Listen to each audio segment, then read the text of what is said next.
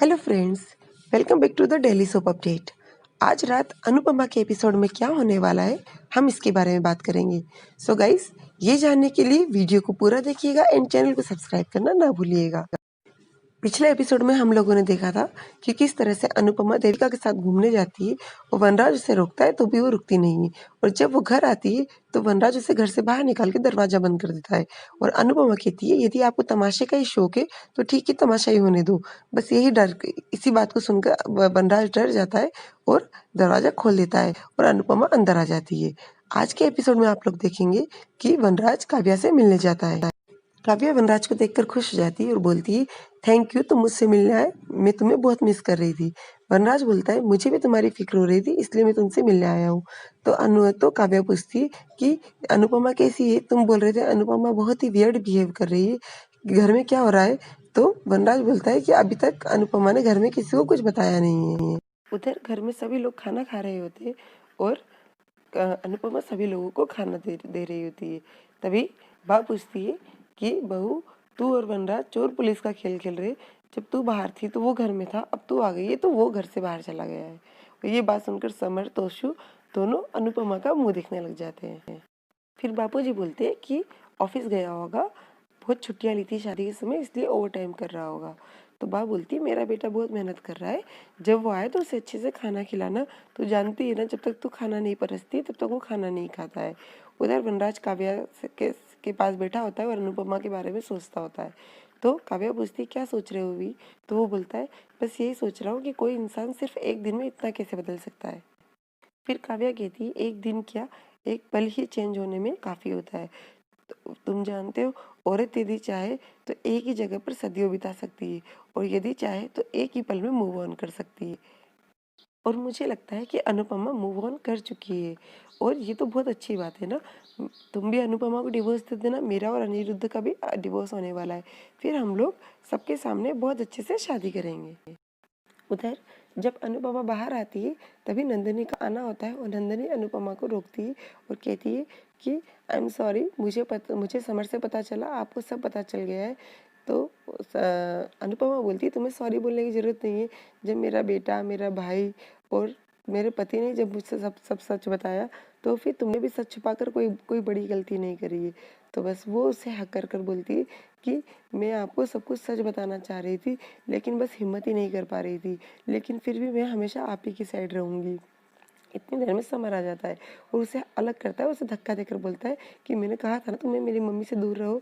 तो अनुपमा समर को डांटती है और कहती है कि कोई लड़की के साथ इस तरह का व्यवहार करे, ये मुझे बर्दाश्त नहीं है, और नंदनी को सॉरी बोलती है। तो नंदनी फिर से उसे हक करती है, बोलती है कि सॉरी अनुपमा आंटी, मैं हिम्मत नहीं कर पा रही थी, मैंने मासी को बहुत समझाने की कोशिश करी, लेकिन जब वो नहीं समझी, और उस दिन जब वो लोग सुबह 8 बजे मंदिर में शादी करने वाले थे, तब मुझे तोशु भाई को सब बताना पड़ा।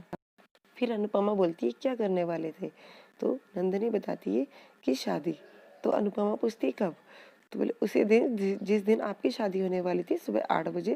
वो तो अच्छा हुआ संजय फूफा जी ने उन्हें रोक लिया, वरना पता नहीं क्या हो जाता। ये बात सुनकर अनुपमा थोड़ी सी शॉक में आ जाती है, फिर अपने आप को थोड़ा सा संभालती है और समर से बोलती है, समर तेरे पास पैसे हैं? समर बोलता है, क्या हुआ मम्मी? चलो तेरे पास पैसे हैं तो दे। समर पैसे देता है और वो जाने लग जाती है। समर बोलता है, मम्मी कहाँ जा रही है, कहाँ जा रही हो? तो अनुपमा बोलती है, चिंता मत कर, जहर खाकर मरने नहीं जा रही हूँ, वापस से घर आ जाऊंगी, और ये बोलकर चली जाती है। बात समर से पूछती है, ये कहाँ गई? तो समर बोलता है, जब आ जाएंगी तो पता चल जाएगा। उधर अनुपमा शादी वाले दिन की सारी बातें सोचती हुई जाती है और जाकर ऑटो में बैठती है, और समर कहता है कि मुझे मम्मी को फॉलो करना था। तो नंदिनी इसके पास जाके फिर से सॉरी बोलती है, और वो बोलता है कि तुम यहाँ से चली जाओ। नंदिनी बोलती है, तुम्हें तो सब सच पता है, लेकिन तुम अपनी फैमिली को क्यों नहीं बता रहे हो? क्योंकि तुम्हारी मम्मी फैमिली को प्रोटेक्ट करना चाहती है, बस हम लोग भी यही कर रहे थे, इसलिए मैंने सच नहीं बताया। उधर काव्या वनराज से बोलती है कि अगर अनुपमा डिवोर्स की बात नहीं छेड़े तो तुम छेड़ देना, ऐसा नहीं हो कि उसका गुस्सा शांत हो जाए और ये बात यहीं पर वो ख़त्म कर दे। तो वनराज काव्या से बोलता है कि मुझे क्या करना और क्या नहीं, मुझे तुमसे सीखने की ज़रूरत नहीं है। बस ये बोलकर उसके घर से बाहर निकलता है। जैसे ही वो उसके घर से बाहर निकलता है, वो देखता है कि अनुपमा वहाँ पे आती है, वो उसे देखकर अचानक छुप जाता है और फिर से काव्या के घर पे जाता है। काव्या बोलती, क्या हुआ? तो वो बोलता है, अनुपमा आ रही है। काव्या बोलती, अच्छी बात है ना, इसे सब पता है, हम बेटर शॉर्ट आउट कर लेंगे। तो वनराज उसे डांटता है और उससे बोलता है उसे पता नहीं चलना चाहिए कि मैं यहाँ पर हूँ, और अंदर जाकर छुप जाता है। और उससे कहता है तुम्हें दरवाज़ा खोलना है तो खोलो, नहीं खोलना तो नहीं खोलो, तुम्हारा जो मन करे वो करना, बस ये मत बताना कि मैं यहाँ हूँ। और वो अंदर छुप जाता है। इतने में अनुपमा आती है और डोरबेल बजाती है। जब काव्या गेट नहीं खोलती है तो अनुपमा कहती है कि तुम्हारी परछाई दिख रही है काव्या, तुम वहीं खड़ी हो, प्लीज़ दरवाज़ा खोलो। और काव्या दरवाज़ा खोलती है और अनुपमा अंदर आती है। उधर स्वीटी तोशु से बोलती है कि मम्मी पापा के बीच में क्या हुआ है, मुझे भी कोई बताएगा कुछ।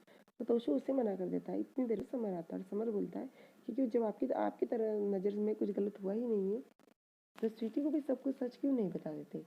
तो तोशु बोलता है प्लीज़ इन सब मैटर में स्वीटी को इन्वॉल्व मत करो।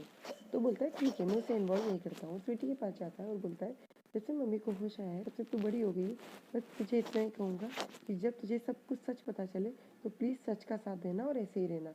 ये बोलकर वहाँ से चला जाता है और स्वीटी बोलती है मुझे पता है कुछ तो बहुत बड़ी चीज़ हुई है, लेकिन यदि कोई मुझे नहीं बताना चाहता तो कोई बात नहीं। ये बोलकर वहाँ से चली जाती है।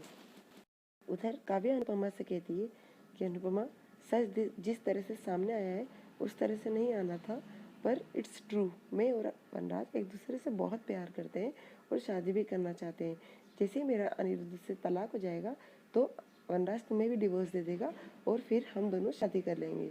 वो तुम्हारे साथ खुश नहीं है अनुपमा। फिर अनुपमा काव्या से कहती है कि मैं यहाँ पर कुछ सुनने नहीं आई हूँ, कुछ कहने आई हूँ। तुम मेरी सहेली थी, यदि ये दर्द मुझे कोई और औरत देती तो शायद दर्द थोड़ा सा कम होता।